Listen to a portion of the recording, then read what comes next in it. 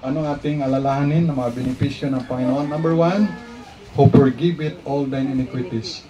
Na lahat mong kasalanan, lahat kong kasalanan, pinatawad ng Panginoon. Amen? Are you happy? Amen. God forgive and forgets. So, si Satan, i-remind, may kasalanan ka pa no, last year, last 10 years, last month, kahapon, ipaalala ni Satan yan. Jesus paid it all. Jesus Christ paid it all. Amen? Binayaran na ng Panginoong Hesus yung mga kasalanan mo. Pero hindi kasama yung pamasahe mo sa tricycle, sa multicab, ha? Hindi applicable yan nga sa driver, na sabi mo sa driver, sa conductor, sa tricycle driver.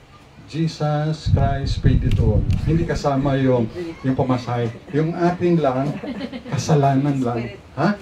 Okay, so praise the Lord. Na pinatawad na, so dapat maging masaya tayo na pinatawad na ating mga kasalanan. Pero yung kasalanan rin sa Bombay, sa ano pa?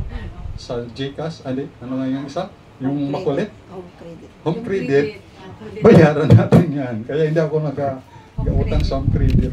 Kaya ang interest niya, mga more or less 80%.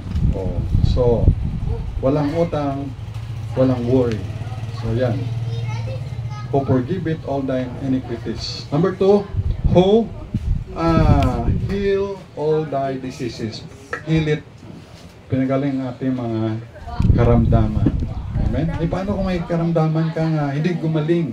Pero sa kay Nanay Shirley, Lord, pagaling niyo po ang karamdaman ni Nanay na extreme pneumonia at hapo, na matinding hapo. Ay, ibig sabihin ay hindi sinagot ng Panginoon ang prayer, sagot pa rin.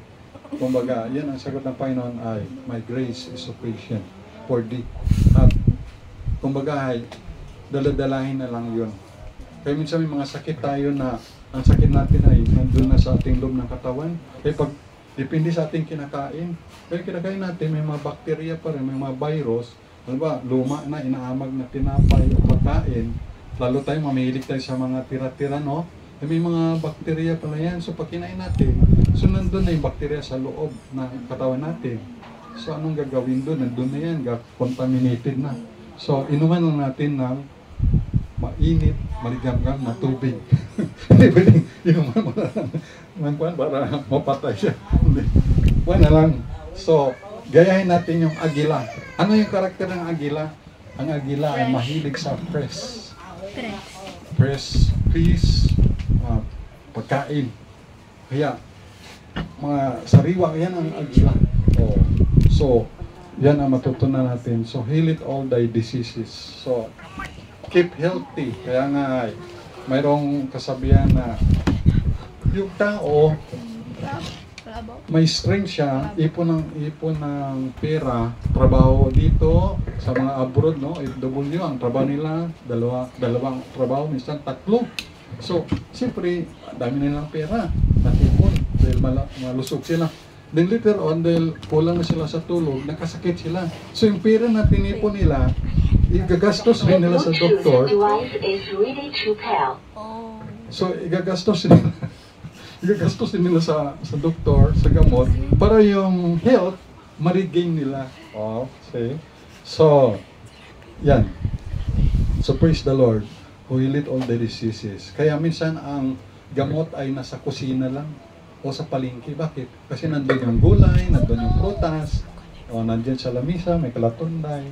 Yan. So, praise the Lord. And then, who redeemeth thy life from destruction. Niredeem tayo ng ating life sa physical life at saka spiritual life. For crown it thee with loving kindness and tender mercies, praise and thanks the Lord. Amen. So praise the Lord. Tayo mag-close sa prayer. Our God, our Father in heaven, maraming salamat po sa time, sa inyong salita. Salamat, Ama, na niremind niyo kami, remembering always the Lord's benefits. Isa-isay namin, Ama, marami po kami mga benepisyo, Lord, na natanggap sa iyo. Number one, yung kapatawaran ng mga kasalanan. Pangalawa, yung aming mga karamdaman, tinanggalin niyo po. Pangatlo, na kami niligtas mo, niredeem mo kami sa destruction, physically at spiritually sa impyerno. Through the Lord Jesus Christ, salamat po. Thank you, Sweet Holy Spirit, sa guidance. Pupalain niyo po ang mensahe ito sa buhay ng iyong mga anak dito man sa on-site, man sa online. Sa lahat ng glory, honor, and power. Heavenly Father, we pray na kayo mag-provide na mga pangailangan dito sa gawain, financial provision para makabili ng solar line at makabili rin, Panginoon, ng mga pangailangan sa ministry, especially kung hindi pa kayo dumating, Lord Jesus, makabili rin ng lupa para sa inyong gawain, Panginoon, at God willing, makaalis rin sa lugar na to na ito, Panginoon, ay bahain. So, thank you rin temporary dito kami, Panginoon. Pagpalaan nyo rin, Panginoon, ang spiritual needs ng bawat isa.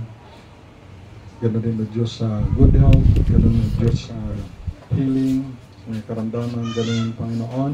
Nala namin sa prayers ang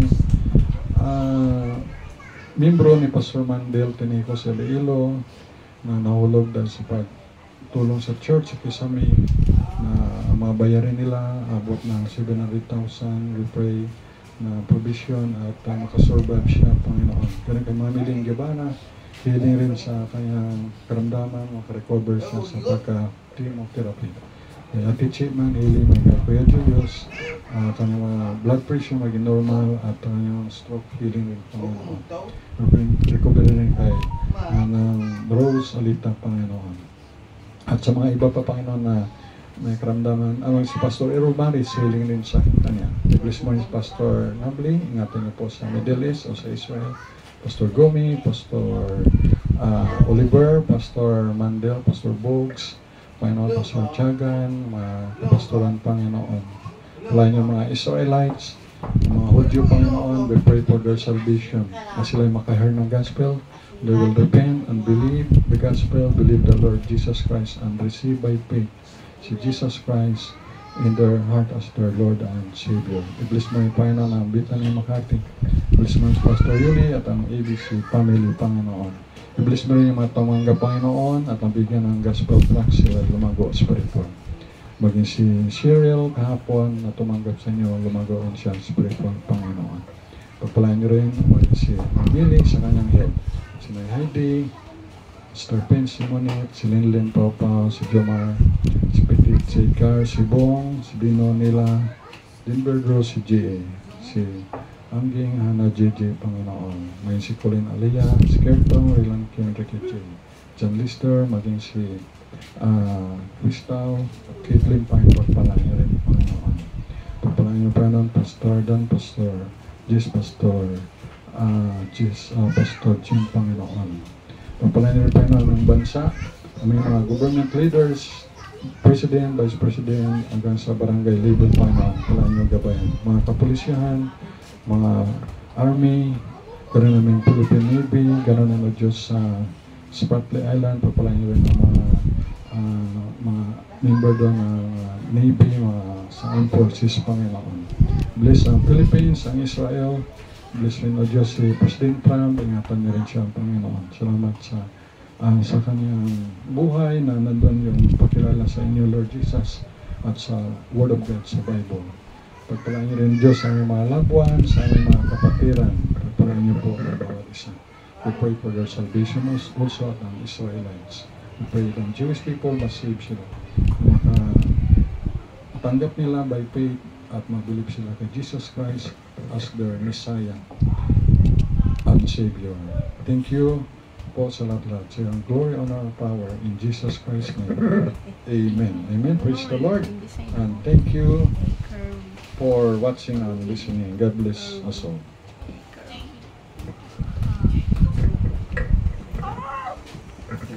Stop na.